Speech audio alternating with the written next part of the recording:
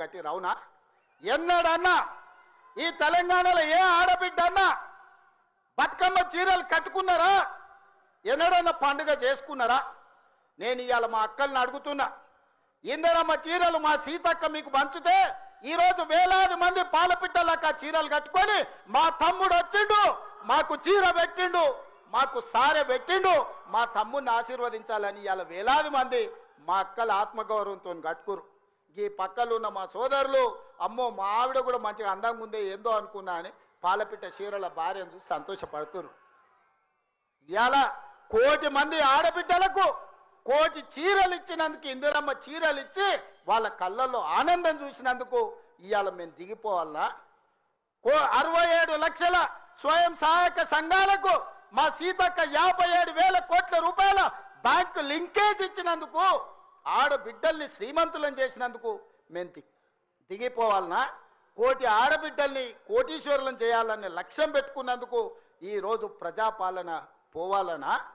నేను అడగదలుచుకున్న ఇవాళ ప్రజాపాలన పోవాలి, పాపాల భైరవుడు రావాలి అనేటువంటి నేను ఈ వేదిక మీద నుంచి నిలదీయదలుచుకున్నా. నీకు సిగ్గు శరము ఏమైనా ఉన్నదా ఈ మాట మాట్లాడడానికని?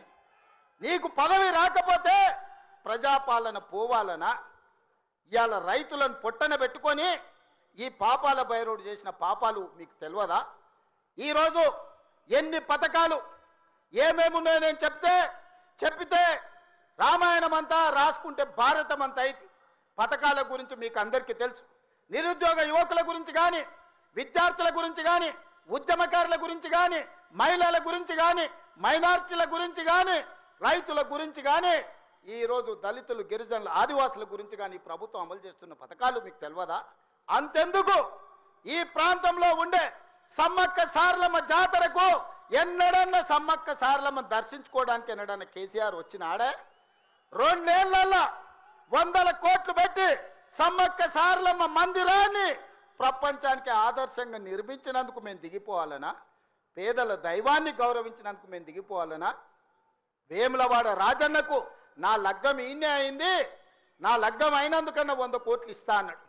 ఒక్క బుడ్డ రూపాయి కూడా ఇవ్వకపోతే మా ఆది శ్రీనివాస్ వస్తే 127 కోట్లు ఇచ్చి ఈరోజు వేములవాడ రాజన్న మందిరాన్ని నిర్మిస్తున్నాం. అందుకోసం ప్రజాపాలన పోవాలనా?